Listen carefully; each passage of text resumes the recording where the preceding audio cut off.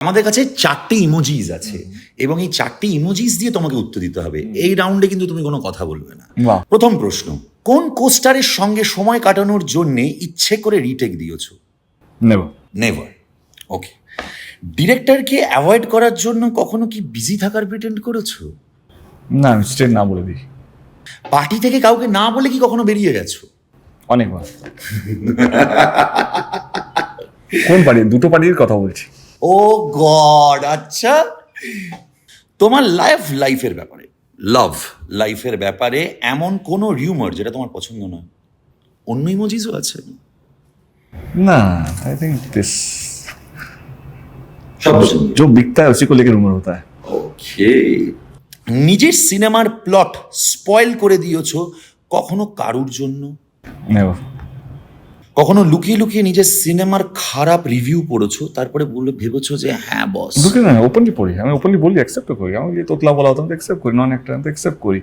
আমাকে ছাগলের মুখে ইটস ওকে। আমার মনে হয় কি, C the thing is that আজকে সোশ্যাল মিডিয়ার যুগে তুমি সবাইকে স্যাটিসফাই করতে পারবে না।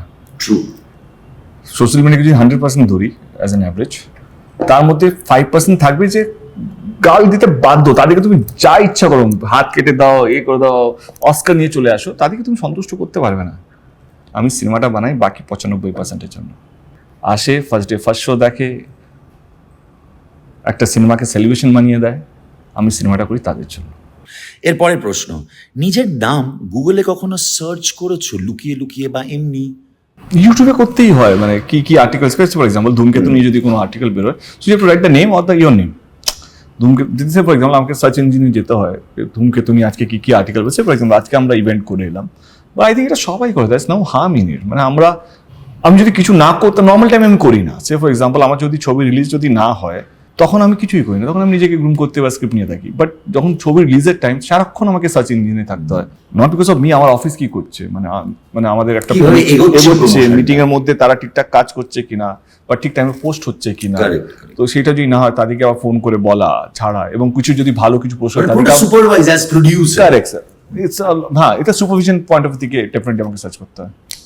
নিজের ব্যাপারে কখনো কোনো রিউমার শুনে মজা পেয়েছো? I don't care, it's like হিউমারটাকে খুব বেশি পাত্তা দিই না, হচ্ছে এটাই ভালো লাগে, ঠিক করতে দাও, লেট দেম বি হ্যাপি। ওকে। কিছু বাচ্চা ছেলে এটা করে খাচ্ছে, তো খেতে দাও।